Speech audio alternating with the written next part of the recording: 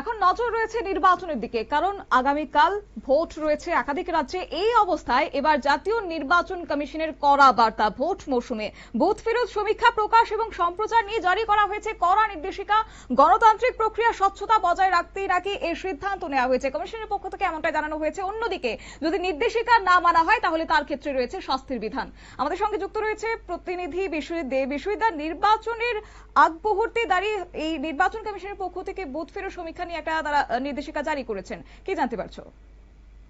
Booth ফেরত সমীক্ষা প্রকাশ নিয়ে কড়া নির্দেশিকা জারি করলো জাতীয় নির্বাচন কমিশন। স্পষ্ট জানানো হয়েছে, ভোটের মরশুমে নির্দিষ্ট সময়ের আগে কোনোভাবে কোনো ধরনের কোনো সমীক্ষার ফলাফল প্রচার করা যাবে না। নির্দেশিকা না মানলে রয়েছে শাস্তির বিধান। আসলে ভোটের মধ্যে এই ধরনের বুথ ফেরত সমীক্ষাগুলি অনেক সময় বিভ্রান্ত করতে পারে বলে অনেকের ধারণা।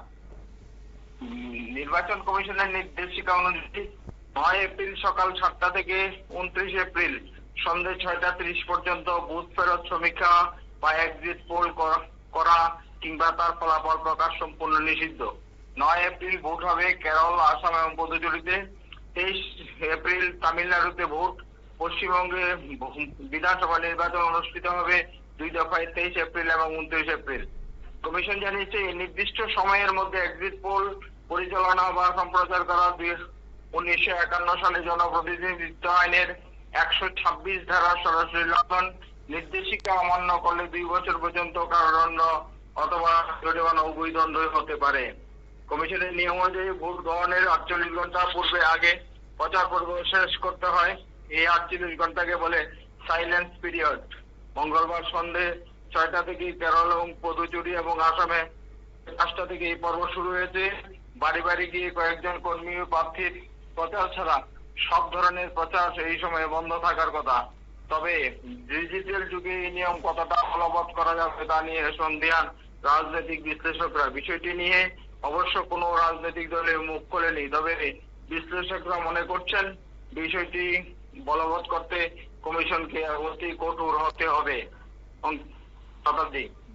ধন্যবাদ। অর্থাৎ ইতিমধ্যে নির্বাচন কমিশনের পক্ষ থেকে জানিয়ে দেওয়া হয়েছে যে নির্দিষ্ট সময়ের আগে কোনোভাবে বুথ ফেরত সমীক্ষা বা ফলাফল প্রকাশ করা কিংবা সম্প্রচার করা যাবে না।